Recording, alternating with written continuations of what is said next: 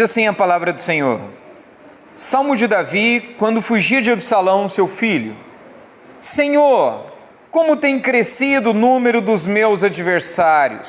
São numerosos os que se levantam contra mim. São muitos os que dizem de mim: não há em Deus salvação para ele. Porém tu, Senhor, és o meu escudo, és a minha glória e o que exaltas a minha cabeça. Com a minha voz, clamo ao Senhor, e Ele, do seu santo monte, me responde. Deito-me e pego no sono, acordo, porque o Senhor me sustenta. Não tenho medo de milhares do povo que tomam posição contra mim de todos os lados. Levanta-te, Senhor, salva-me, Deus meu, pois feres nos queixos a todos os meus inimigos, e aos ímpios quebras os dentes. Do Senhor é a salvação, e sobre o teu povo a tua bênção. Meus irmãos, que bênção, que privilégio ouvirmos a palavra do Senhor. Eu gostaria que você mantivesse a sua Bíblia aberta.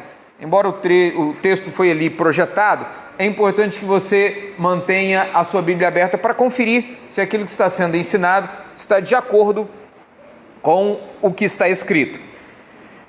Meus irmãos, diz-nos a poesia: no meio do caminho tinha uma pedra no meio do caminho, tinha uma pedra, no meio do caminho tinha uma pedra. Nunca me esquecerei deste acontecimento na vida de minhas retinas tão fatigadas. Nunca me esquecerei que no meio do caminho tinha uma pedra. Tinha uma pedra no meio do caminho tinha uma pedra. Essa poesia é de Carlos Drummond de Andrade e é uma das mais conhecidas no Brasil. E se você não conhecer o contexto dessa poesia, certamente ela não vai significar muita coisa. Nesse caso, inclusive, Drummond de Andrade tinha acabado de perder um filho e ele expressava sua grande dor a partir da poesia. E eu sei que mesmo sem conhecer todo o contexto, ainda assim é possível compreender a mensagem. O livro dos Salmos, meus irmãos, inclusive este que nós acabamos de ler juntos, ele fala justamente de uma poesia. O que é uma poesia? Ela não tem toda uma história contada ali. Não é uma narração, não é uma descrição, é uma poesia. E assim como eu usei a de Drummond de Andrade, que é bem conhecida como um exemplo, nem sempre a gente tem todas as informações. Nem sempre a gente sabe o que ele quis dizer com pedra no meio do caminho. Por que ele repete tanto a palavra pedra no caminho? Porque parece até chato a cadência da repetição. Mas quando a gente entende todo o contexto, a poesia ganha outro significado. Então aqui faltam partes no Salmo 3, na verdade não só neste Salmo, mas em cada uma das poesias que nós leremos no livro dos Salmos, faltam elementos, faltam informações. Como é que nós podemos preencher essas informações? Ora, nós vamos preencher essas informações com o contexto. Os salmos são essas poesias, e são músicas, orações, lamentos, sabedoria, inclusive profecia. E nós entendemos que o contexto que pode nos ajudar, às vezes é o título do salmo. Vocês viram que eu li o título? Eu não me refiro a essa parte em negrito.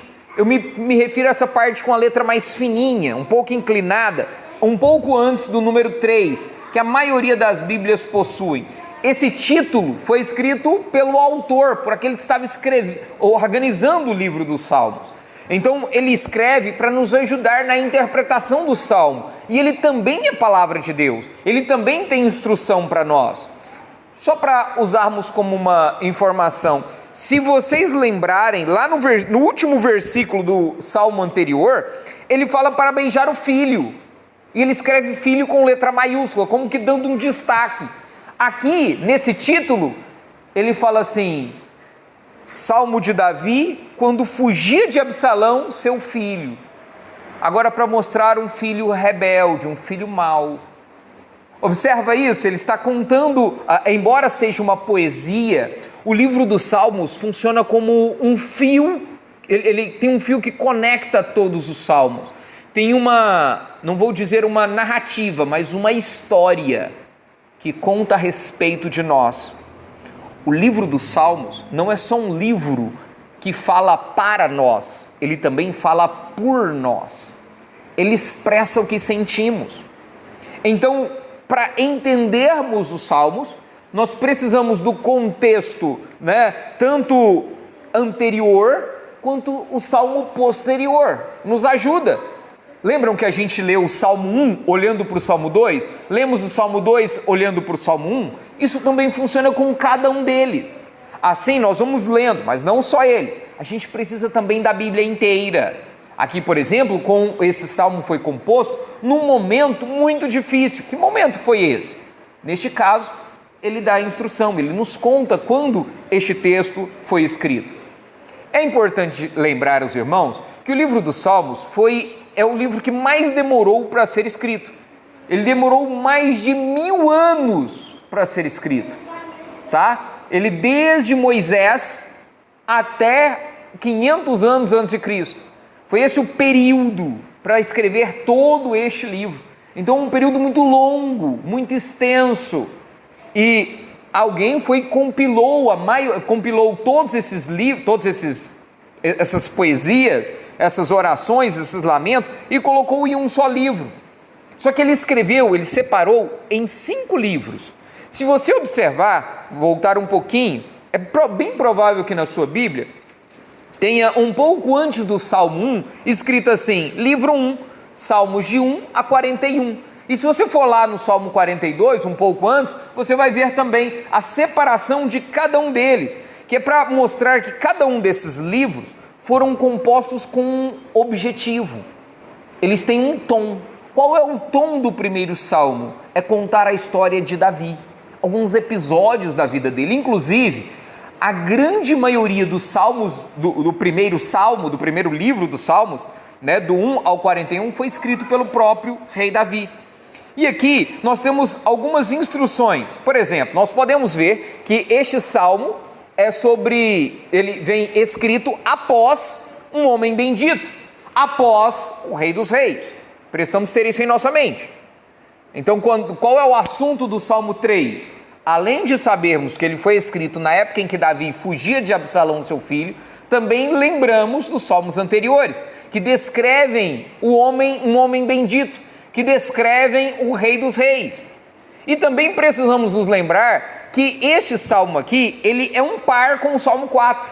Não é comum isso acontecer, mas assim como o Salmo 1 e 2 estão ligados intimamente, de modo bem juntinho, assim também o Salmo 3 e 4 vêm em par. Eles estão juntos, eles têm palavras muito semelhantes. Então a pessoa que estava organizando o livro dos Salmos, ele colocou os 2 salmos bem juntinhos, porque ele queria nos transmitir uma mensagem de confiança.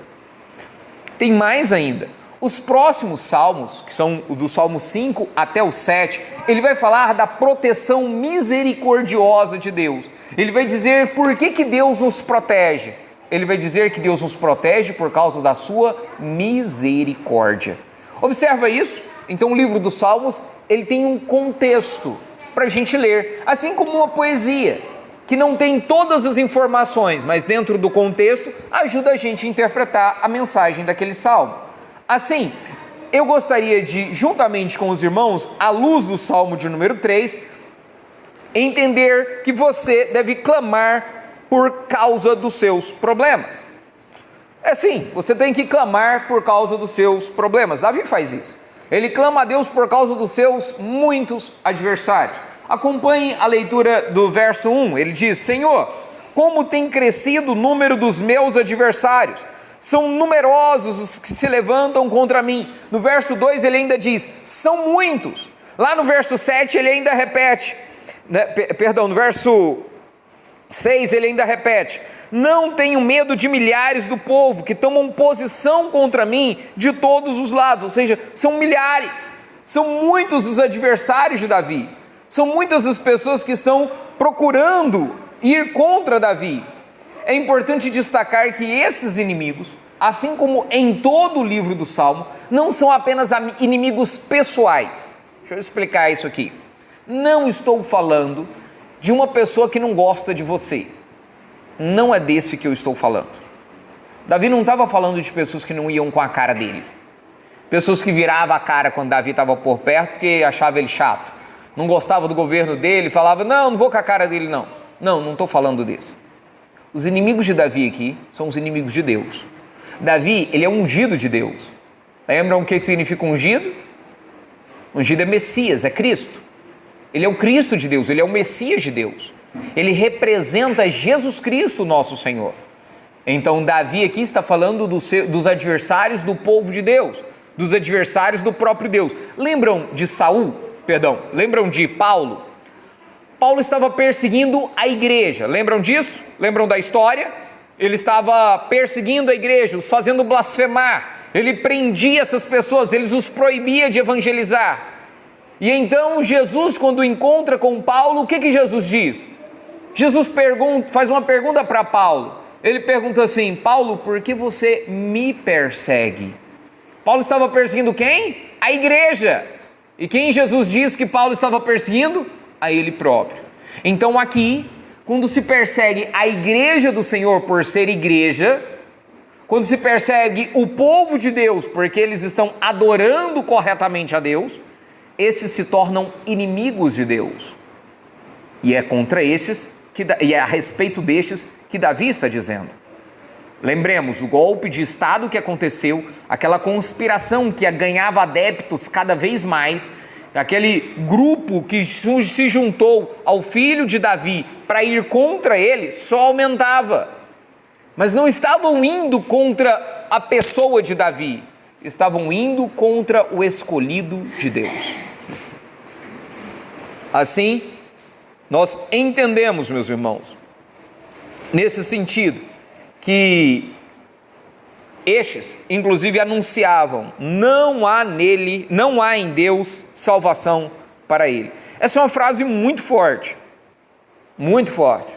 A acusação, o que os adversários diziam, era muito grave. É como se eles dissessem assim, Deus não vai perdoar Davi. Não vai. É como se dissessem assim, Deus o abandonou. Os pecados de Davi são tão graves que não tem nenhum sacrifício que possa perdoar os seus pecados. É isso que eles estão dizendo. Quando eles dizem assim, não há em Deus salvação para ele, eles estão dizendo, não tem mais jeito. Os seus pecados foram muito graves, os seus pecados foram contínuos, os seus pecados foram terríveis. A sua alma está perdida, condenada. É curioso porque quem dizia isso era amigo do salmista, era amigo de Davi, estava perto dele, porque conhecia os seus pecados. Não era alguém distante. Quem está distante não conhece seus pecados. É quem está pertinho que sabe onde você falha. E são esses que estão dizendo isso de Davi. São esses que estão, alguém de perto que está dizendo, não há em Deus salvação para ele. Além de uma conspiração, além dos adversários, ainda havia os de perto.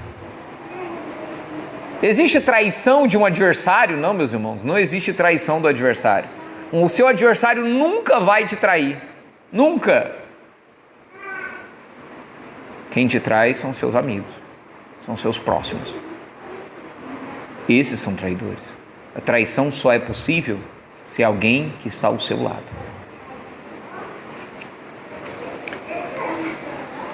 Observe que é ele que está orando. Aqui, observe, versículo 1, Davi diz assim, Senhor, ele está falando com Deus, e ele está dizendo os problemas dele, ele está dizendo, cresceram os adversários, são muitos os que se levantam contra mim, são muitos os que estão me condenando, estão me acusando, estão dizendo que eu não tenho salvação, e ele diz no verso 3, porém tu, Senhor, és o meu escudo, és a minha glória e o que exaltas a minha cabeça. Deus é o escudo de Davi. Esse escudo aqui é algo que o protege de todos os lados. Ele está dizendo, podem ser milhares, podem vir de todos os lados, mas Deus me protege de frente, por trás, dos lados, por cima. Se você já viu aquela animação dos Incríveis, tem uma personagem lá chamada Violeta, que ela tem campos de força que englobam ela por completo. Essa é a proteção que Deus nos dá, por todos os lados. Só que lá a Violeta precisa ativar o campo de força. Aqui é Deus quem faz isso, o tempo todo. A proteção é Deus. Não são os seus pecados que influenciam na proteção de Deus. Sabiam disso? As pessoas às vezes pensam assim, pequei, agora perdi o campo de força de Deus.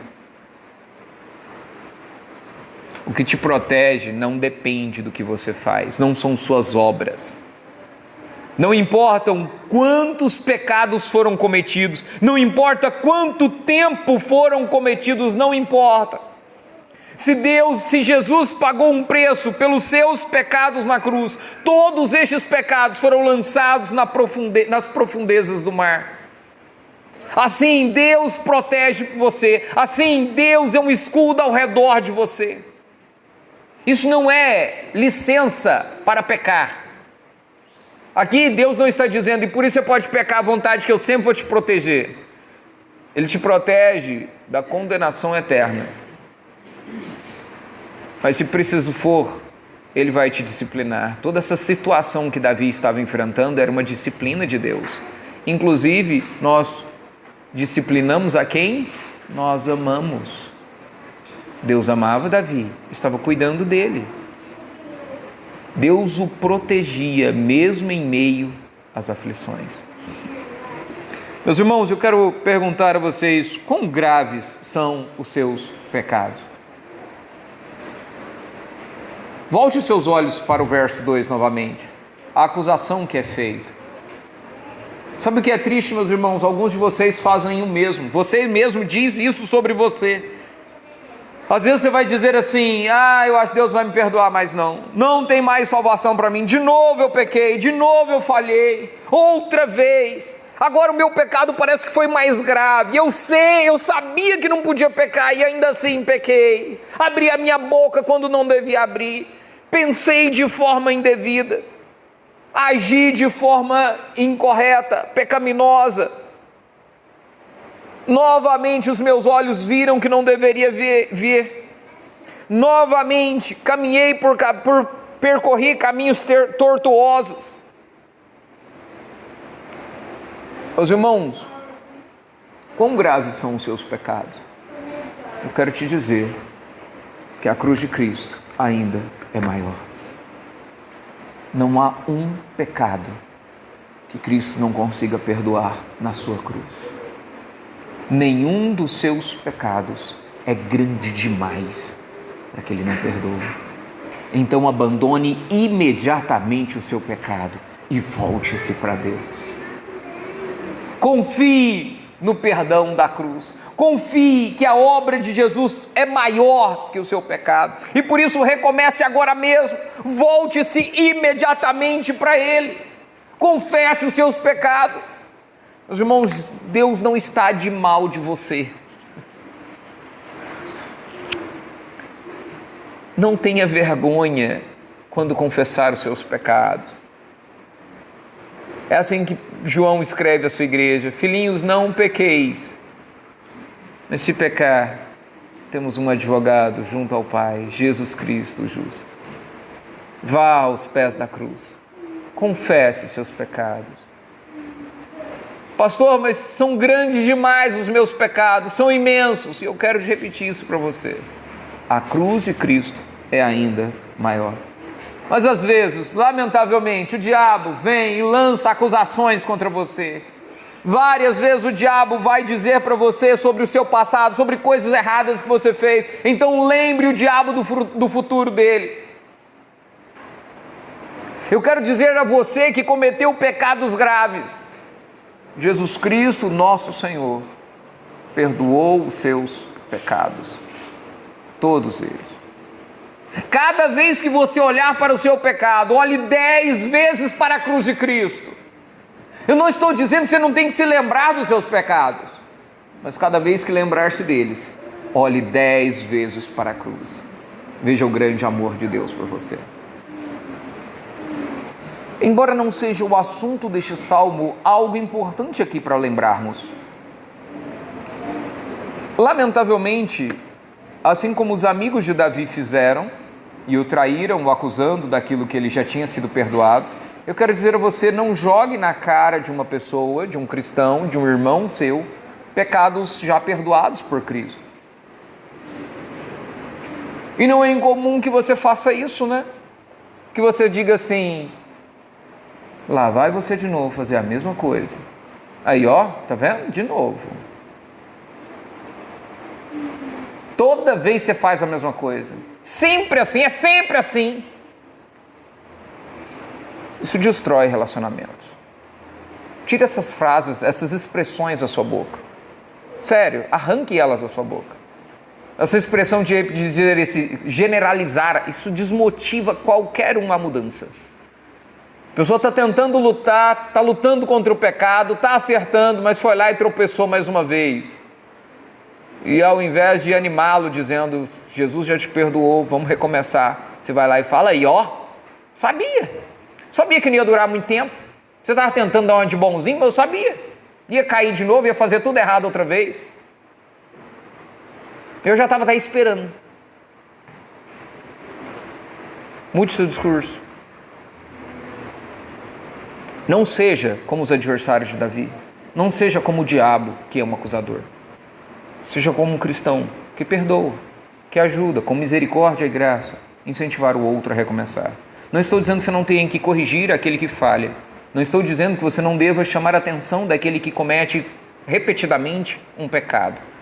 Mas eu estou dizendo que se este está lutando contra este pecado, compete a você ser um braço amigo, ser um irmão ao lado, ao invés de um acusador contrário. Também podemos aprender neste salmo que você deve proclamar a sua experiência. Observe que dos versículos 4 a 6, Davi não está mais falando com Deus, ele está falando sobre Deus.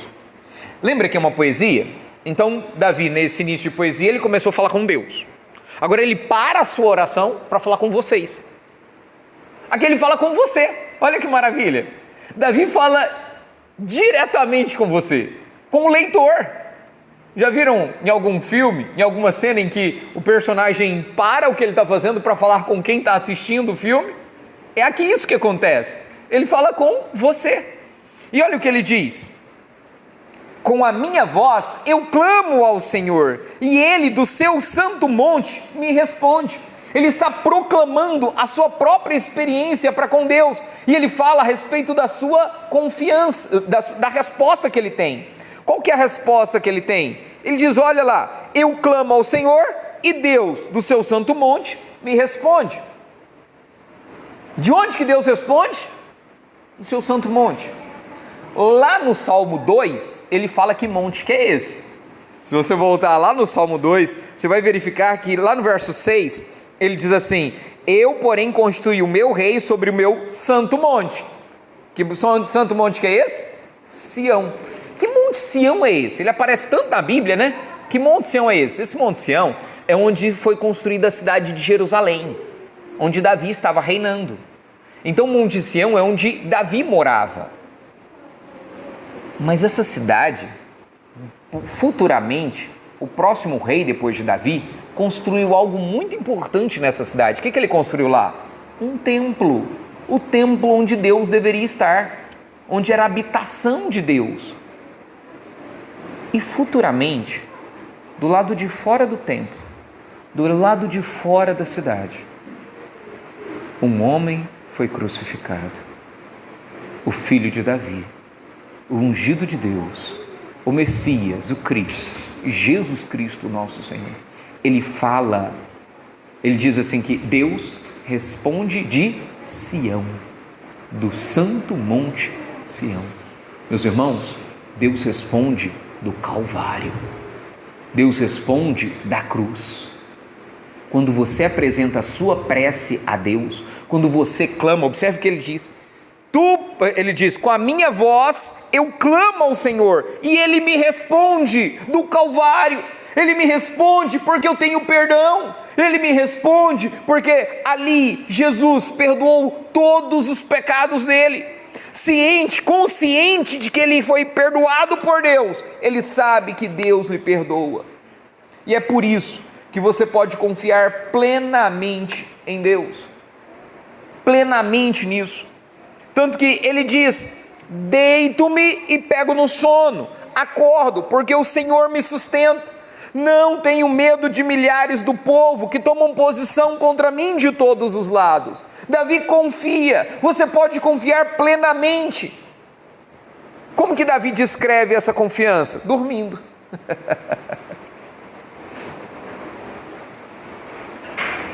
Como que você mostra que confia em Deus? Davi mostrou a sua confiança dormindo. Sim, ele já tinha mostrado confiança em Deus derrubando um gigante, enfrentando um gigante e o derrubando, não foi assim? Mas aqui Davi também mostra a sua confiança em Deus dormindo, descansando nele. Há tempo de lutar, há tempo de descansar. Em qualquer situação, você tem que confiar. Meus irmãos, o palácio foi invadido. Há um golpe de Estado em andamento. O traidor é seu próprio filho. Os adversários estão aumentando. Seus pecados foram publicados. Os milhares do povo tomam oposição contra você. Você está cercado. Mas ainda assim você pode descansar, pois Deus te sustenta. Ele mantém você de pé. Confie no Senhor. Não importa o que aconteça. Meus irmãos, quem sustenta você é Deus. Não são suas forças, não são suas capacidades, não são suas estratégias, mas Deus. Pare de confiar em você mesmo, confie no Senhor. O remédio contra a ansiedade não são ansiolíticos, meus irmãos, é a confiança em Deus. É a confiança em Deus. Eu não estou te mandando parar de tomar seus remédios, eu estou dizendo que tem um remédio melhor. Existe esperança. E meus irmãos, Davi diz que dorme e acorda. Leia isso novamente. Versículo 5: deito-me e pego no sono, acordo, porque o Senhor me sustenta. Imagina essa cena. Nós lemos agora há pouco a respeito dela. Davi foge do palácio, tem um grupo junto com ele, tem alguém do lado atacando, jogando pedras nele, jogando pedras em Davi, dizendo: Deus vai te castigar agora, Deus vai te punir pelos seus muitos pecados. E Davi está ali, humilhado, cansado, o desgaste emocional é imenso. E o que acontece? Ele descansa. Eu imagino Davi acordando no acampamento e os soldados todos acordados pensando assim: como é que ele é capaz de dormir nessa hora? Mas eu quero que você observe também a descrição de Davi, como ele faz isso na poesia. Ele diz: deito-me e pego no sono e acordo. Ele não diz, a ideia dele aqui não é a primeira coisa que eu vou fazer quando acordar, eu vou confiar no Senhor, não. A ideia dele é: primeiro eu vou dormir, eu vou confiar. É algo para hoje, não é algo para você começar amanhã quando você acordar. Você tem que confiar no Senhor agora, é nesse momento. A oportunidade, não espere tudo estar bem para confiar em Deus. A fé começa quando a fé não começa quando o problema acaba. Ela começa quando você deita a cabeça e confia. O Deus do Calvário vai responder a você, por isso comece a orar em nome de Jesus. A fé vem antes da mudança da situação. Por isso você deve começar a confiar imediatamente. A fé é uma decisão, é uma escolha. Eu vou confiar no Senhor, não importa o que aconteça. Meus irmãos, Davi volta agora a falar com Deus. Por isso eu quero que você aclame ao Senhor pela salvação. Você que clamou a Deus em oração, você que proclamou a respeito da sua confiança, da sua experiência com Deus, agora aclame ao Senhor pela salvação. E observe, ele chama a respeito do Salvador. Ele fala assim, versículo 7, levanta-te, Senhor, salva-me, Deus meu, pois feres nos queixos a todos os meus inimigos, e aos ímpios quebras os dentes. Davi volta-se para Deus, aquele que descansa no Senhor, pede para que Deus trabalhe. Vocês conhecem alguma música assim?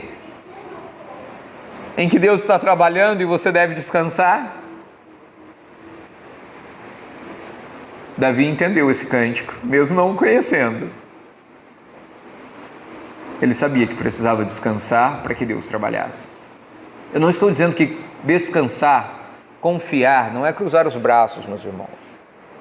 Descansar é fazer o modo de Deus. É não agir conforme as suas próprias forças, os seus métodos. É agir de acordo com o que Deus está mandando. Isso é confiar em Deus. E olha só, ele pede isso, ele pede pelo Salvador. Ou seja, Davi implora com certa urgência, levante-se, mas com muita reverência. Ele implora por isso. Os adversários dizem que não há salvação para Davi, mas Davi clama por salvação. Meus irmãos, lembremos um pouco sobre quem é Davi. Davi foi adúltero, Davi foi assassino, Davi foi orgulhoso, Davi foi um péssimo pai, Davi era egoísta, Davi foi vingativo. Como que Deus ia salvar um homem desse?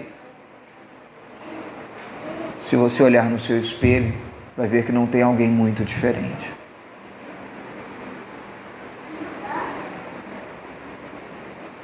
Davi estava confiado na aliança que Deus tem com o seu povo. Olhe, acompanhe a sua leitura novamente. Eu quero que você olhe uma coisa curiosa neste texto. A primeira palavra do Salmo é Senhor. Observa aí, Salmo verso 1, Senhor. Esse Senhor está com letras maiúsculas. Ele está falando de quem? Ele está falando do Deus da aliança, de Yahvé. E observe como se repete lá no versículo 3, porém tu, Senhor. Versículo 4 ele diz, com a minha voz clamo ao Senhor. No versículo 5 ele diz, eu deito, me pego no sono, acordo, porque o Senhor me sustenta. E aqui no versículo 7 ele diz também, levanta-te, Senhor. No versículo 8 novamente é o Senhor. E quando ele chama Deus, ele fala o meu Deus. Essa palavra Deus quer dizer aquele que tem todo o poder. É o Criador dos céus e da terra. E ele diz, ele é o meu Deus. Eu tenho um relacionamento com ele. A minha salvação vem dele, não porque eu sou bom, não porque ele tenha algum, porque ele me deve alguma coisa, mas porque ele quis. É uma aliança. É Deus quem prometeu. Davi sabe que pode clamar e será ouvido do monte Sião, porque os seus pecados foram perdoados. Deus cumpre o que diz. Se Deus disse que perdoou os seus pecados, confie. Confie no perdão de pecados. Mas às vezes nós somos levados a duvidar. E por isso, Davi coloca aqui na sua poesia, na sua oração a Deus, uma lembrança do que Deus faz. E é importante fazermos isso, nas nossas orações, lembrarmos do que Deus fez por nós. Os salmos fazem muito isso. Eles lembram a você o que Deus fez. Você está falando com Deus? Lembre quem Deus é e o que Ele fez. Olhe só, alguém poderia perguntar assim, por que Deus amaria alguém que fez tantas coisas erradas? Se a dúvida brotar em seu coração, você precisa se lembrar. Aqui Davi lembra do que Deus já fez com os seus inimigos. Davi lembra-se de que Deus calou os seus inimigos, os silenciou. Acompanha comigo aqui, ó. Os adversários de Davi se levantaram contra ele. Nós sabemos que foi um golpe de Estado. Nós sabemos que o seu filho levantou-se contra ele. Nós sabemos que as pessoas começaram a amaldiçoar, tacar pedra nele. Qual é a única descrição no Salmo que ele diz que os seus adversários fizeram? Qual é a única coisa, a maior reclamação de Davi aqui? Seu maior clamor? Senhor, eles estão dizendo que em mim não há salvação. Que para mim não há salvação. É aquilo que eles disseram. O que doía em Davi não eram as pedradas, eram as palavras. Não foi o golpe de Estado, foi o que as pessoas disseram. As suas palavras ferem muito mais do que você imagina. Então Deus destrói a capacidade de devorar com palavras e ameaças. Deus ataca os adversários de Davi. Deus silencia aquela boca que só serve para acusar. Aqueles que zombavam de Davi e de seu Deus, agora estão em grande silêncio. Davi não venceu os zombadores com argumentação, com uma discussão, com gritaria, zombando ainda mais. Davi confiou em Deus, no tempo dele. No tempo dele. Meus irmãos, e ainda? Observe que, depois de dizer isso, ele encerra falando com você novamente. Davi diz assim: do Senhor é a salvação, e sobre o teu povo a tua bênção. Talvez eu não tenha me expressado bem, então eu preciso repetir isso. Eu não quero que você pense que você é o centro deste salmo, porque não é. Deus não vai lutar contra o seu chefe chato. Deus não vai lutar contra o seu colega que tenta tirar proveito de você.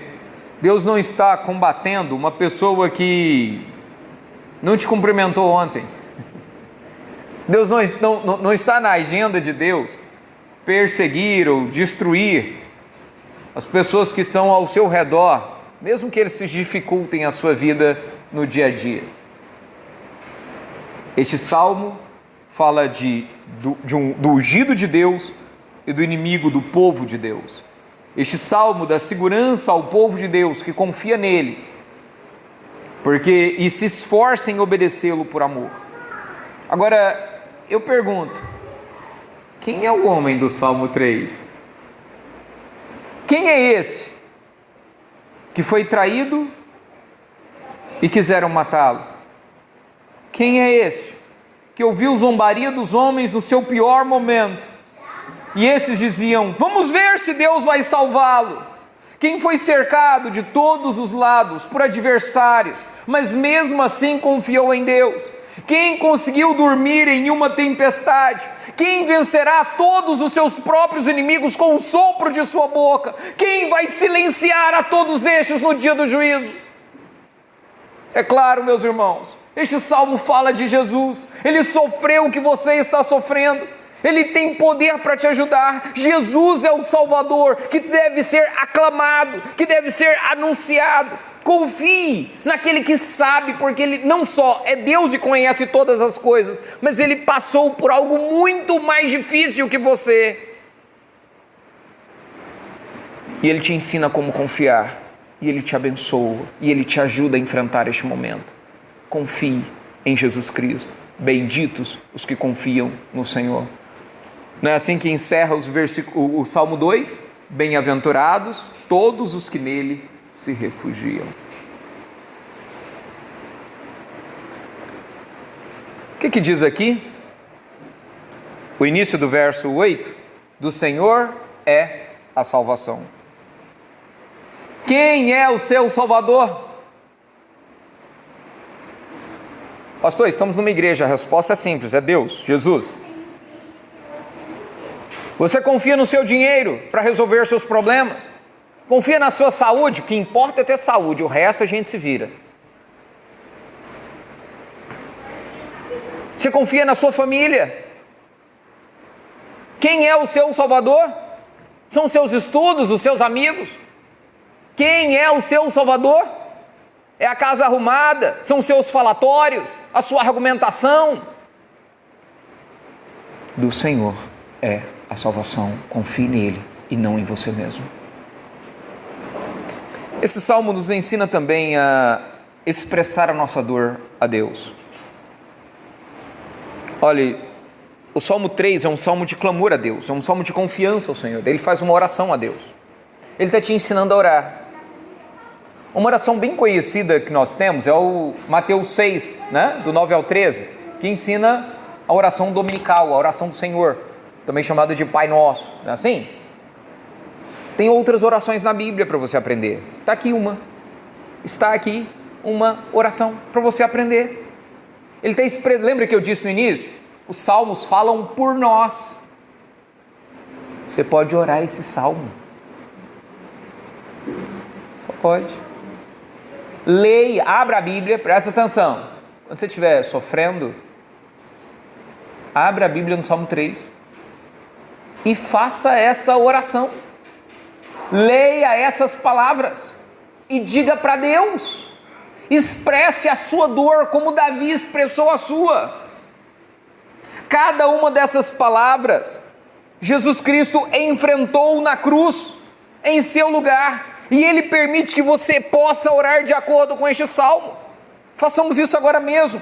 Oremos ao Senhor nosso Deus. Falemos com Ele em oração. Ó Senhor Deus nosso, Deus Todo-Poderoso, clamamos a Ti, Senhor, porque o Senhor nos responde, não porque somos bons, mas porque Jesus, o Teu Filho, é bom. Ó Senhor, clamamos a Ti porque cresceram os nossos adversários. O povo que persegue a igreja do Senhor, eles têm se levantado, Senhor. De todos os lados, são numerosos. Muitos os que aderiram a isso, até mesmo aqueles que eram próximos a nós, agora são contra o Teu Evangelho, são contra Jesus Cristo, nosso Senhor. Ó Pai Santo, tenha misericórdia de nós. Tenha misericórdia. Seja o nosso escudo, seja a nossa proteção. Responda-nos, ó Deus, do Calvário, não porque somos bons, mas porque Cristo perdoou os nossos pecados. Levanta-te, Senhor, salva-nos, tenha misericórdia de nós. Cremos que a salvação vem apenas de Ti, tão somente de Ti. Ensina-nos a confiar no Senhor, e não em nossas próprias forças, e não em nossas próprias estratégias. Ensina-nos a confiar em Ti. Ajuda-nos, ó Deus. É em nome de Jesus, o Teu Filho, é que nós oramos. Amém.